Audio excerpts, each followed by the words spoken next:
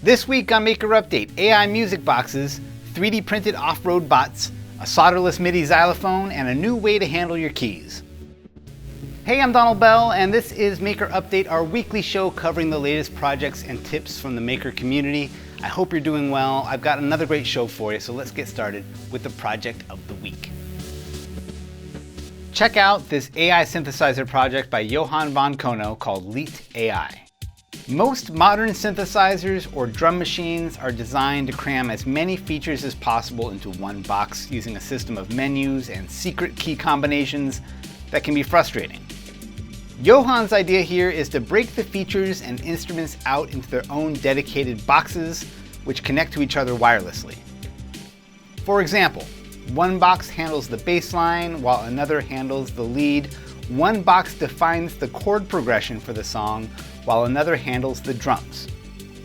You're still fiddling with each one to compose your song, but it's a different experience than having all these in one box sharing one screen. Now, where things get really interesting is how AI is brought in to help suggest complementary melodies and drum patterns. To make this happen, Johan is having the devices call out to Microsoft's Get Music project.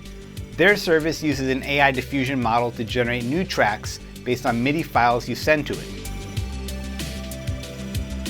Bear in mind, though, that this whole project is still in the concept phase. From the project page, there's a lot you can get started with, including code, 3D files for the enclosure, and a bill of materials. It's also worth noting that these are very inexpensive to build, with the cost of each unit at around $24. But a lot of the functionality you see in the demo video was hard-coded to show how it could work. As it is now, Johan doesn't recommend that others build one yet unless they're interested in helping to develop it. It is pretty far along though, and I'm excited to see where it goes. More projects. About a month ago, we saw this awesome, mostly 3D printed design for a remote-controlled tracked robot platform from Nikodem Bartnik. The design was solid, but the stepper motors he was using just didn't have the torque necessary to really make it work. Well, now we have an updated design that uses tried and true geared wiper motors. It looks like a lot of fun. His video shows how it's all put together. I'll leave a link to it down in the description. He's also selling the plans and 3D files for this design for around $20 if you wanted to make one for yourself. On Adafruit, a very different take on a MIDI music box. This is Liz Clark's solderless MIDI-controlled toy xylophone. 8 mini solenoids are used to strike each of the xylophone keys and are held in a 3D printed scaffold that you just position over the toy.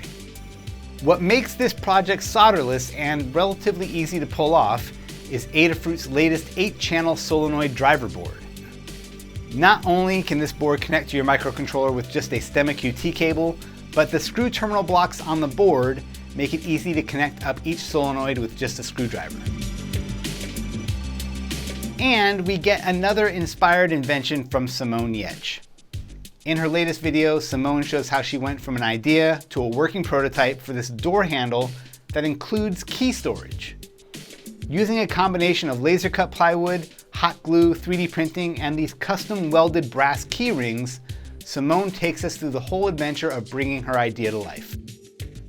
To me though, the most impressive skill Simone demonstrates here is an instinct and a boldness to question and dare to improve one of the most common and fundamental mechanisms in our lives. It's just so easy to take things like this for granted and assume that if there was a better way to design a door handle, humans would have come up with it by now.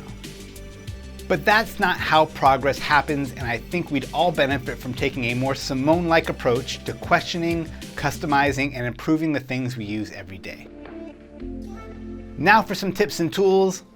I got an email last week from Thomas, who has a channel that was new to me called Alchemy of Craft. He's got tons of great videos worth checking out, but the one that really spoke to me was this freeform build video giving his safety cabinet a robot makeover.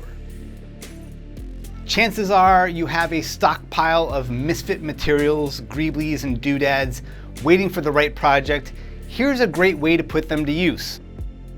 If you have a safety cabinet like Thomas, challenge yourself to a one-day build to give it a little creative flair. Keep it functional, of course. Don't compromise the visibility or accessibility of your safety equipment, but why not have some fun with it and give your space a little added personality? While you're at it, what's your clamp storage like these days? It may shock you to realize that until recently, Adam Savage kept a portion of his clamps in a messy pile in the corner of his shop. The horror! His simple fix was just to run a length of 2x4 across a wall, giving his larger clamps a place to hold on to. Maybe that's the solution you can use too. In the description, you can find a link to his video to see how he made it happen. And from the Netherlands, by way of the FOM Institute for Atomic and Molecular Physics, a look at a new type of 3D printed compliant mechanism that contracts when it's pulled. From what I can tell, the mechanism here is more of a linkage that stacks 3 different types of compliant mechanisms together, creating a chain reaction of elements that give a unique and unexpected result. The effect is called countersnapping. I haven't seen the design trickle out to the 3D printing community yet, but I suspect it's only a matter of time. There are some interesting applications here, but selfishly, I think it would just make for something fun to play with. For this week's DigiKey Spotlight, check out the latest in the Electronics with Becky Stern series. In her newest episode, Becky covers the essentials of using a multimeter. No workbench is complete without one, but how many options on the dial are you really familiar with? Have no fear, Becky is here to help. From continuity to current, voltage to resistance, and even some common mistakes, Becky covers it all in under 5 minutes. Alright, and that does it for this week's show. Be sure to subscribe, leave a thumbs up, leave a comment. Thanks again to CREACIÉNCIA for the use of their lab. They're an outstanding resource for childhood science education in Barcelona, and I'll leave a link where you can learn more down in the description. Thanks as always to DigiKey for making this show possible, and thank you for watching. I'll see you soon.